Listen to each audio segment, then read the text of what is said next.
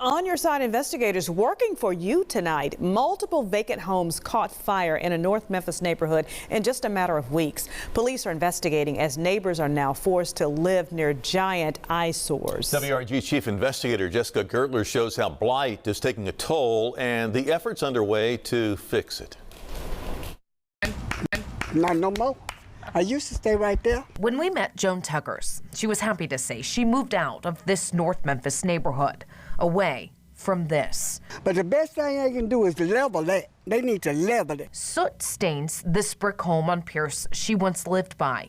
It's been like that since April 20th, when a fire broke out. Investigators say it started in the southeast bedroom, and there were signs of squatting. It's a shame they didn't burn it down. She means it, too.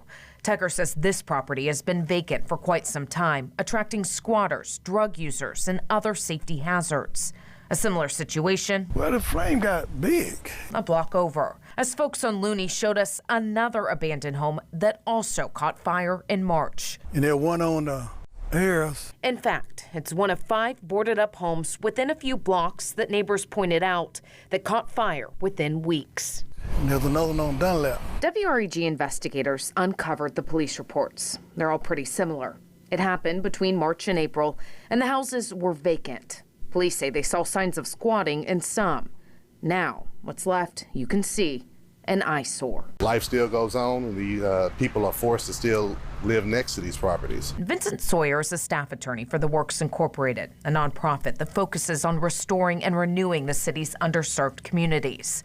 That includes addressing blight and the property owners who don't seem to care or have disappeared. Defunct corporations, heirs, out-of-state investors, people who have no interest in complying with the court orders. Sawyer works with the receivership program under the Tennessee Neighborhood Preservation Act. Basically, when the owner won't abate or improve the property, the court can appoint someone who will. These problem properties, they pose numerous effects. Like hurting property values, attracting crime and illegal dumping, and creating disease and infestation. How many problem properties are we talking about in the city? Roughly around 17,000 throughout Shelby County. You heard right. 17,000 properties that need serious intervention, like boarding or demolition. A majority, Sawyer says, are in low-income areas. I just can't imagine having to live next to one of these properties myself. And yes, I believe that a lot of the housing crisis could be potentially solved with 17,000 vacant properties being brought back online. No one with the city agreed to an interview, but a spokesperson stated 5 of the properties that caught fire in this North Memphis neighborhood were cited at least once in the last few years. Since the fires, hearings are being held for 2 of the homes, and the city sent a letter that it intends to demolish this property on Pierce.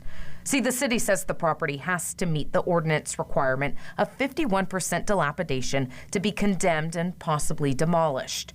The process, on average, can take 4 to 6 months.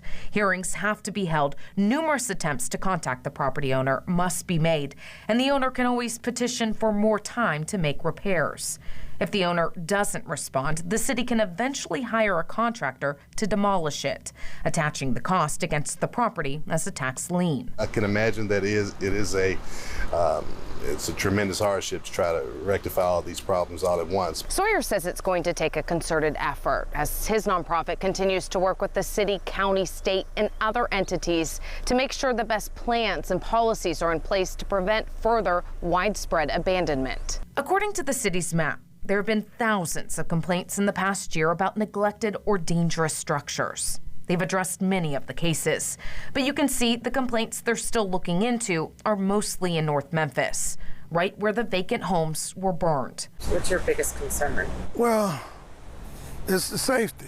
A safe place to live, what every Memphian wants and deserves. Tugger says she's in search of it. That's why she ended up moving to a new neighborhood. They would just, clean it up and act like they care. I think it would be a good thing. It would be a good thing. It's clear blight didn't happen overnight, and it won't be fixed overnight either. Jessica Gertler, WREG News Channel 3. So I can tell you we did try getting in touch with the property owners, but didn't have any luck. At least 2 live out of state, according to county records.